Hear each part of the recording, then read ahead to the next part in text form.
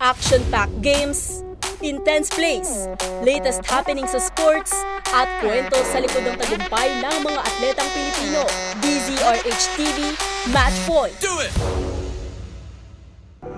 Sa mundo ng basketball, pamilyar at mga bagong muka ang ipinakilala ng Samahang Basketball ng Pilipinas para sa pinakabagong pool ng Gilas Pilipinas. Kasabay nito, opisyal ding inanunsyo si Tim Cone bilang head coach ng koponan. Pangungunahan ni Cone ang Gilas Pilipinas sa pagsabak nito sa FIBA Asia Cup qualifiers sa Pebrero at sa FIBA Olympic Qualifying Tournament. Ayon sa SBP President na si Al Panilio, malaki ang kanilang paghanga sa tagumpay na naibigay ng PBA's winningest coach sa Philippine team. Kaya naman sabik na itong makita ang magagawa nito sa long-term programs sa koponan. Ito na ang ika-4 na stint ni Cone bilang head coach ng national team dahil matatanda ang hinawakan nito ang Centennial team sa 1998 Bangkok Asian Games at Gilas squad sa 2019 Southeast Asian Games. Kasabay nito, inanunsyo na rin ng SBP ang bagong Gilas pool para sa paparating na tournament na kinabibilangan ng overseas imports na sina Dwight Ramos, Carl Tamayo at Kai Soto. Makakasama rin si UAAP Season 86 MVP Kevin Kiambao at PBA stars na sina Scottie Thompson, Jamie Malonzo at Calvin Oftana. Kukumpleto naman sa lineup sina Junmar Fajardo, CJ Perez, Chris Newsome, AJ Edu at Justin Brownlee bilang naturalized player ng team.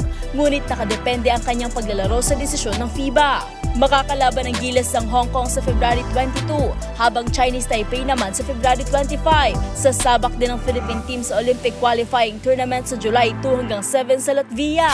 Samantala sa mundo pa rin ng basketball, iiwanan na ng UA Red Warriors star player na si Ray Remogat ang Recto squad at lilipat para maglaro sa UP Fighting Maroons.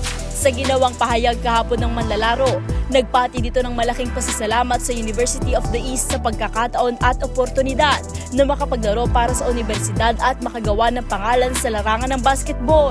Hindi man naging madali ang kanyang desisyon, itinuturing nitong necessary step ang ginawang paglipat para sa kanyang pamilya at sa sarili bilang atleta. Kinumpirma ni Remogat na maglalaro ito sa ilalim ng Fighting Maroons para sa UAAP Season 88 to 89. Noong UAAP Season 86, napabilang sa mythical 5 si Remogat with 16.5 points, 6.4 rebounds, 7.9 assists, and 2.0 steals per game.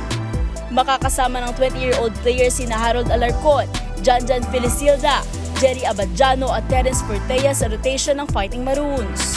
At yan ang match point mula sa kauna-unahan sa Pilipinas, DZRH. Ito si Mili Borja, tuloy-tuloy sa pagbabalita, tuloy-tuloy sa serbisyo. Sama-sama tayo, Pilipino.